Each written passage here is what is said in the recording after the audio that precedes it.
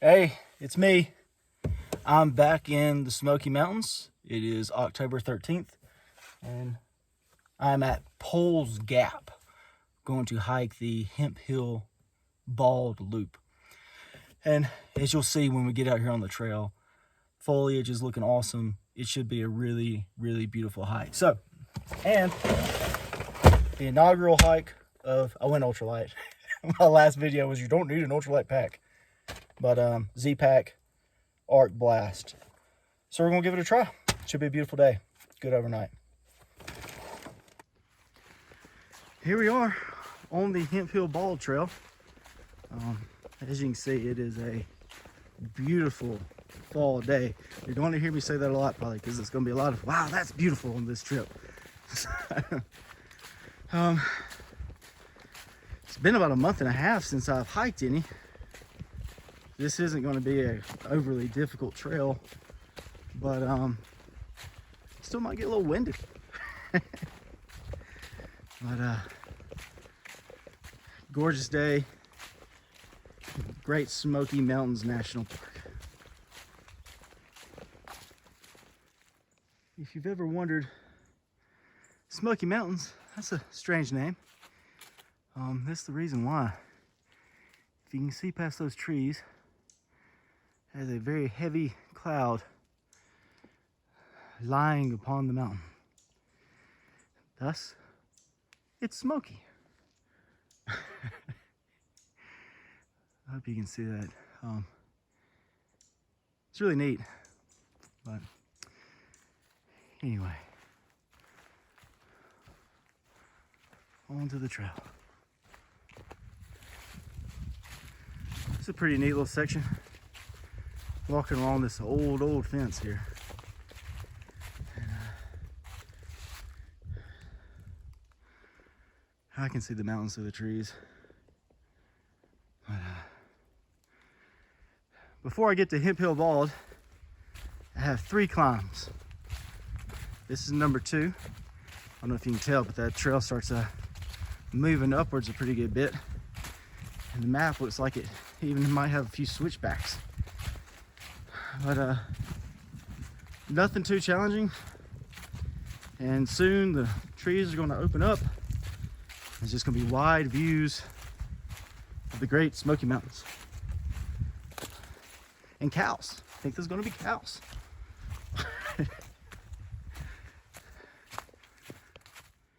All right, I had to backtrack just a minute because I want to show you something. This is the trail going straight.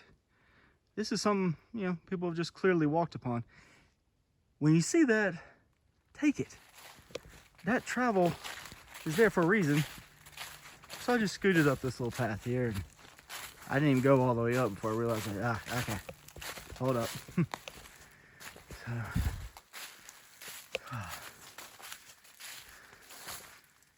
almost there.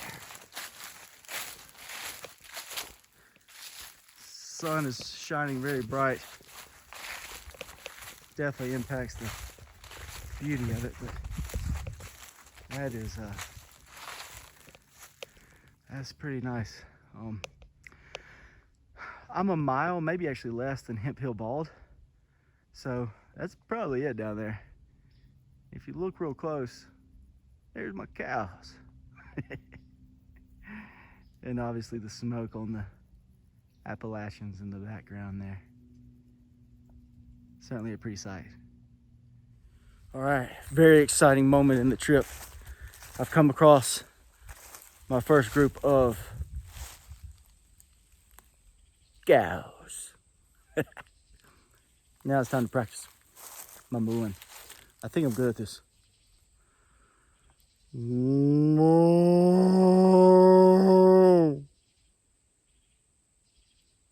Okay, I'm terrible at that. Nothing? Oh. A little something. The critics are unimpressed. Your field's beautiful, by the way. Let's take a look at their little spot. Very pretty. Wonderful place to relax.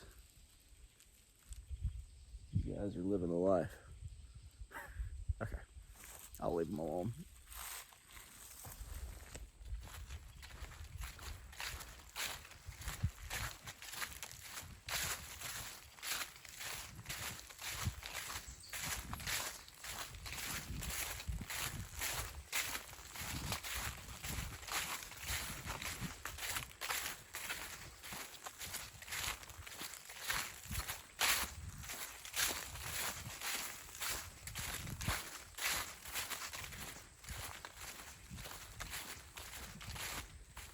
I am not quite up onto Hemphill Bald yet, but walking along this pasture, and I mean, as you can see, just looking to my right, the mountains are just rolling.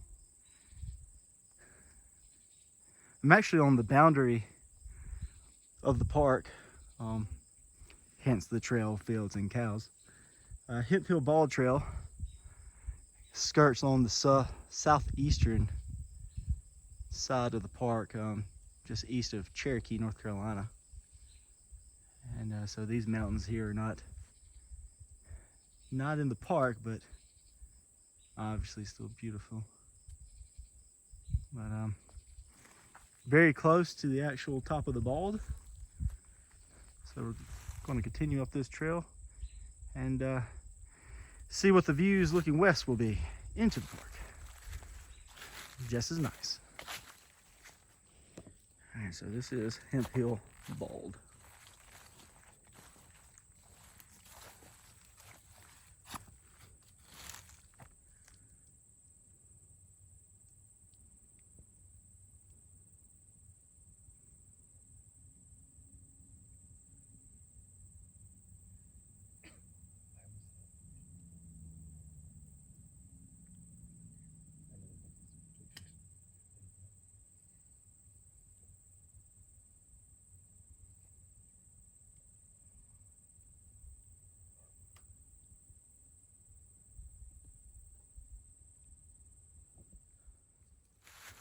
I almost don't even know what's prettier. The view from the Bald, which was amazing, or just right down from it. This. There's a few people up at the Bald, and you know, it's kind of a popular day hiking place, I guess.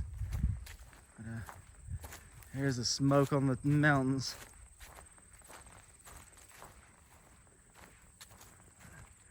Gorgeous spot, man.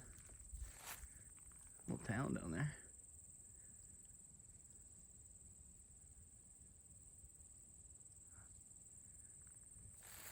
You see all the color in the trees. I guess it's not quite peak here, probably next week. But man, it sure is getting close. I'm about 3 miles away from the next trail junction, or the first trail junction. And my campsite's not very far from there, so all downhill, just blaze along and get to camp. Such a peaceful, nice Smoky Mountains. Now this trail is flying downhill. Hemphill Bald was at 5,558 feet. And it is just a descent for the next 3 miles, just flying on down. But you come across really pretty sights like this, and more cows silhouetted on the horizon. I would moo again, but they're too far away, and the other ones were not pleased with my actions. I apologize. Beautiful, beautiful colors in the trees. I don't know how apparent it is on camera, but it's amazing how the atmosphere can shift so quickly. As you know, this morning you started out on a ridge, a lot of sunny spots, a lot of open areas, warmth, light, and I'm only about 1.5 miles down into this valley, and it's already just heavier. Smells are stronger, darker. It's just so neat, you know. You peek out and you come down and you know, when you hit it, when you roll back up, it changes too. You know, when I get to the bottom of this valley, and you know, it'll be different there too. So it's just it's really neat. Smokies are great about that. Yeah, wonderful hike so far. Only a couple more miles to go to camp, but I do want to get down to, there's a grove of yellow poplar trees that you know, those are the ones that get real big. So I'm gonna get to camp, set up camp, and then head off to try to fit that into the day. So see you soon. Sun's lighting up those trees. Pretty.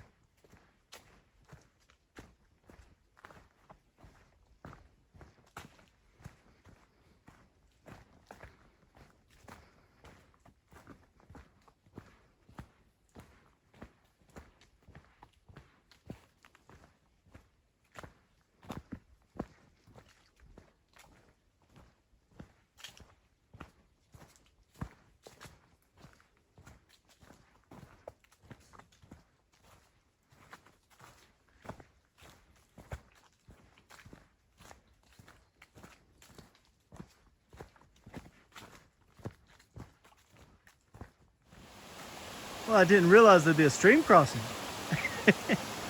That's a joke. There's obviously not a stream, but definitely gonna get my boots wet, I guess. I'm typically fairly well at dodging the deep parts, but I don't think there's much way.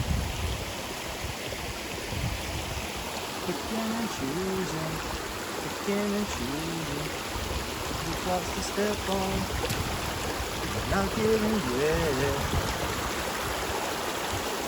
These you gotta be careful of. See all that moss on there? Oh, you put all your weight on there, you can fall out. Be careful. Very careful. There you go. I know this doesn't seem like much, but if you don't want to get cold feet, or you don't want to get slipping up and falling in there, you should best be careful.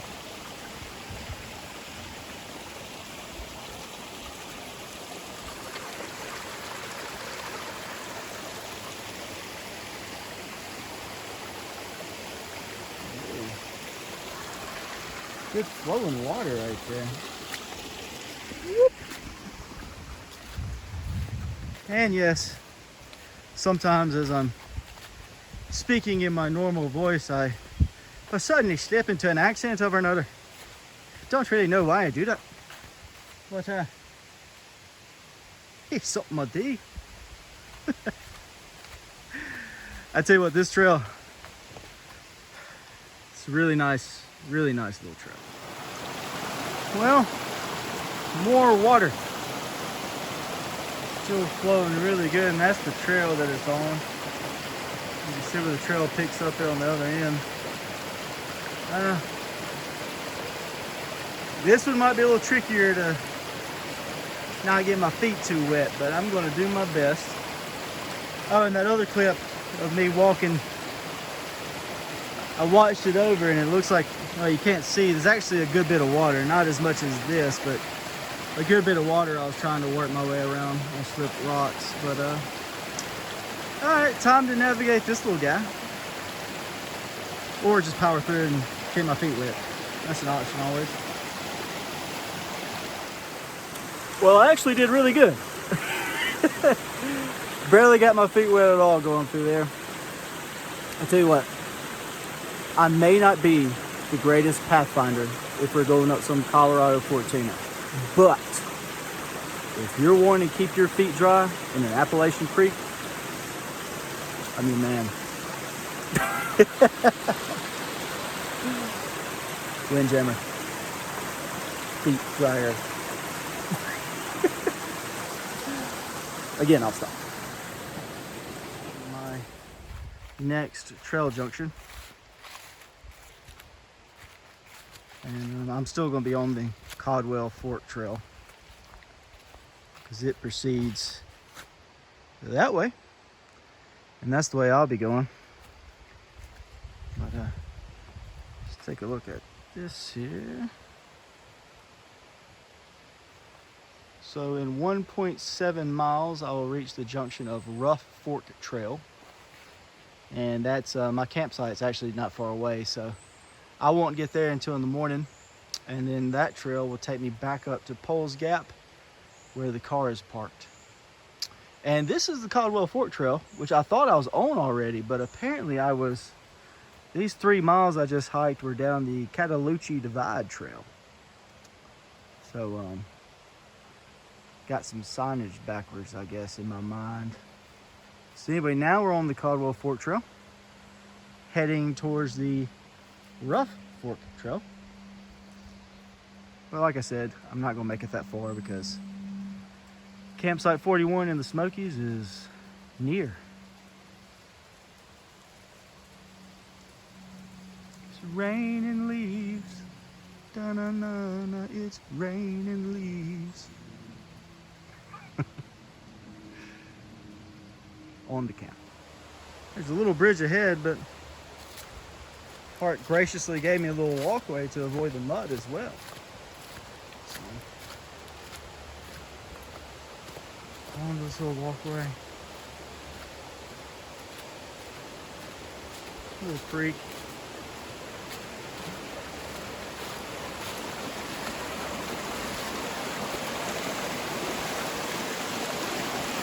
This past weekend it rained really hard up here, and the water's still really flowing well. And I believe this creek, I'm anxious to get the map out to make sure I know the name of it, but this is going to be my water source tonight, I believe. Yeah, I see somebody with a hammock. That must be campsite 41. Let's get set up. Okay. Now for a quick little tour of camp before I'm off to try to find the yellow poplars. This is my fire ring, but down in this valley it's very damp. Gotten a lot of rain lately, so hopefully I can get a fire going. We'll find out. So there's my setup there. Everything's all, you can tell my bag's much squishier. I've got pretty much everything out of there inside my tent. Good tight setup tonight. This will be good. And my water source is right down this short path.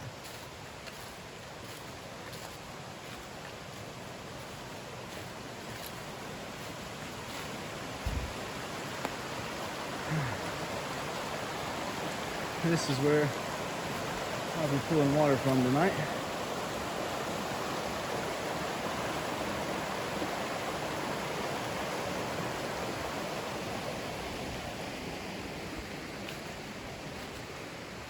I'm going to break out the map real quick and show you the path we've taken today and where we're staying and what tomorrow's quick overnight's going to look like on the way out. So check that out and then off for the big trees.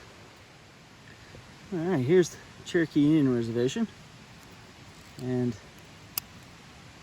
the edge of the park goes right here. So I parked at Poles Gap here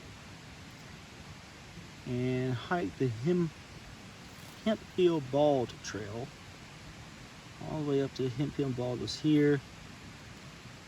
Turned off at this point. This was the real wet trail, going up and up and up through there. And the map's a little wrong. That says I'm still on the Hemphill Bald Trail, but actually the signs I said was the Cataloochee Divide Trail, so that must have been where I got a little confused. And then turned on to Caldwell Fork and campsite 41 right here, down in this valley. So tomorrow when I get up, I'll continue on Caldwell Fork, up to Rough Fork, and big climb back up to Poles Gap to get in the car and head on out. Beautiful trail. Hemphill Bald was certainly worth it. Beautiful place. All right, well, I was starting to wonder because I was coming up this trail and I knew it wasn't far, supposed to be far, but there is a sign, big poplars down this way, and it's probably actually only 0.2 miles away from the camp, so not very far at all.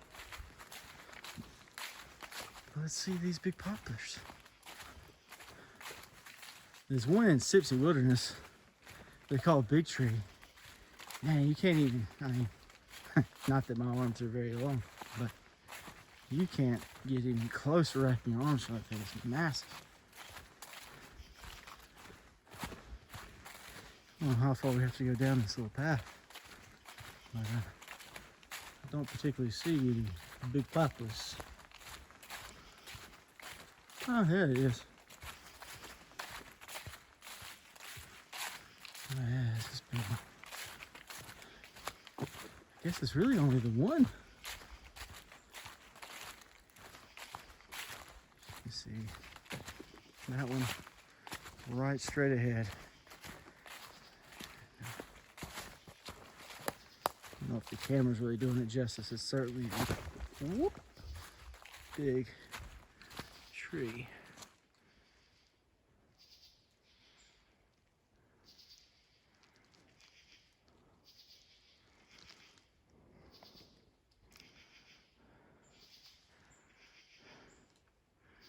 There's other popular trees around, but that's the daddy for sure. Pretty cool. Not as big as Big Tree. Okay. For perspective's sake, remember, I am a tiny man.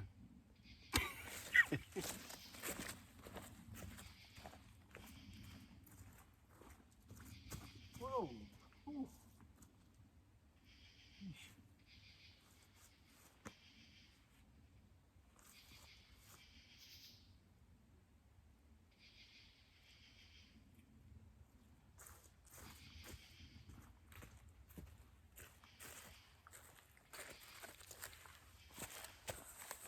I went up there to go pose up, and there's a snake skin right beside me. That's the little jump.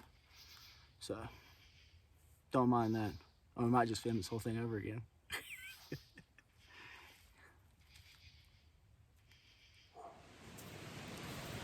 Well, I tried to gather some firewood, but tucked down at this campsite, it's a fine campsite, it's pretty by the creek, but it is tucked way down where the sun doesn't get to.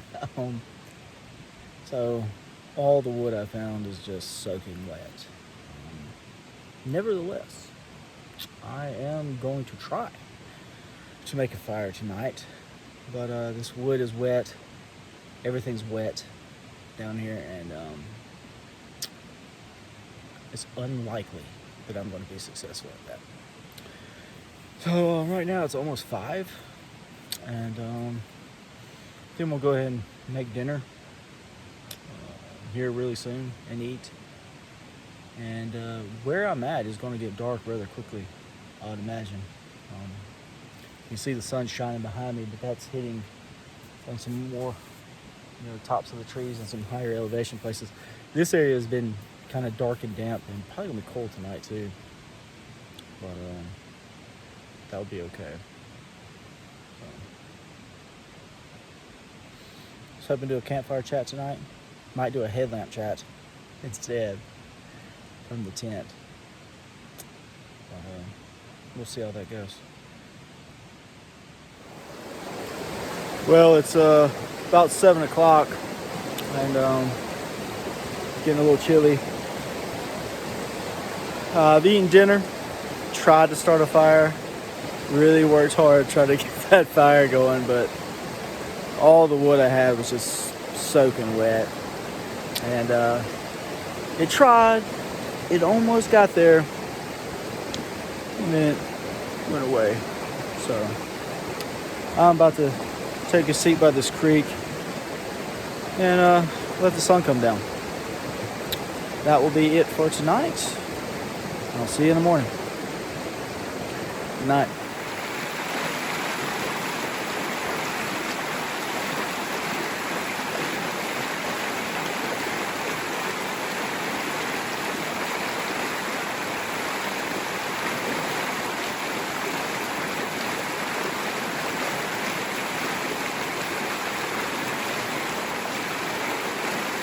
All right.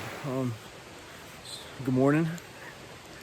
It is pretty chilly, very damp and wet like I hadn't anticipated, but I have my gear packed up. I'm gonna throw this jacket on because you warm up when you start moving pretty good. And I have 5.2 miles, mostly uphill, to get back to the car. So let's get started. As you can see, starting to get into some sunlight. It's 9 o'clock here in the morning, and I've been hiking for a mile, and I'm just now starting to get into some sun. Campsite 41, cool campsite, really nice spots by the creek that was really flowing well, but you really do feel like you're down in a hole. You know, it's dark, it's cold, and it's wet, and I still got a ways to get out of that, I think. But yeah, the sun just doesn't get down in there that deep. But we're on our way up. The climb so far, this first mile, not overly steep, but it lets you know you're going up. But it's not too bad, so just keep plugging along. All right, looks like I've reached my final trail junction of the trip. This is where I'll turn off Caldwell Fork and onto Rough Fork, which I hope is not like really rough. But yeah, I'm pretty sure I'm turning left here. Let's see what they say.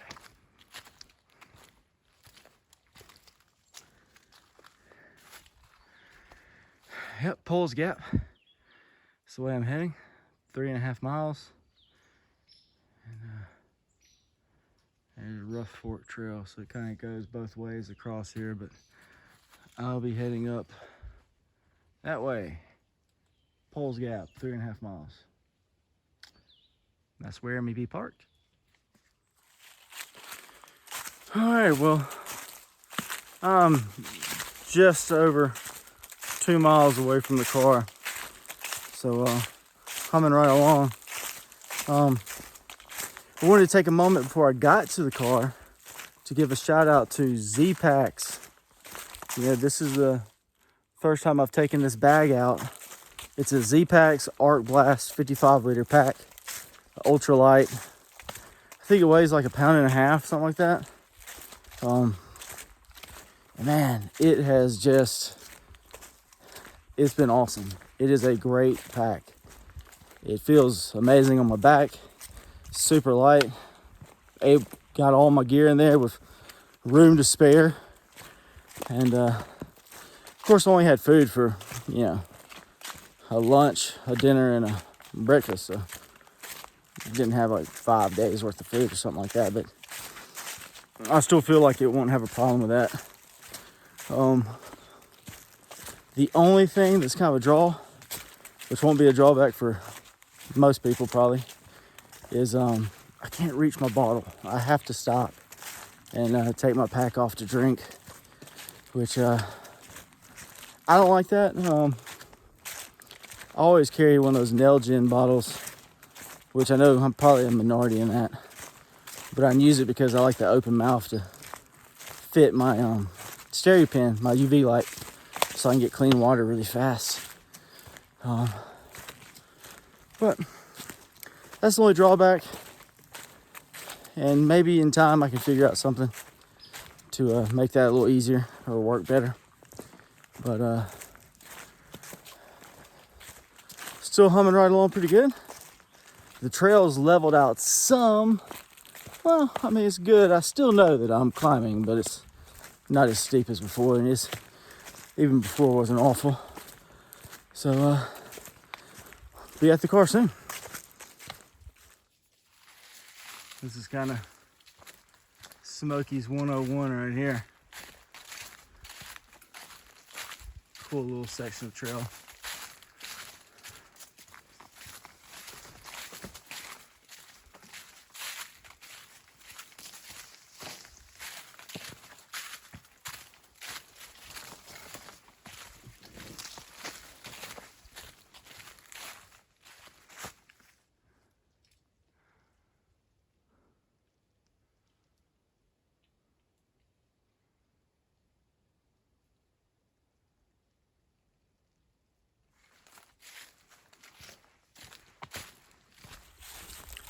Well, that's a wrap on the Hemphill Bald trail loop. Parking lot's right in front of me here. I clocked 16.2 miles. Pretty easy overnight, really. And I think it'd be there was nothing overly hard on this trail at all. And but a lot of really pretty sights, especially the Hemphill Bald trail going along the cows and obviously the bald itself. So it'd be a really good beginner overnight for anybody in the Smokies. Wrap it up and head on home.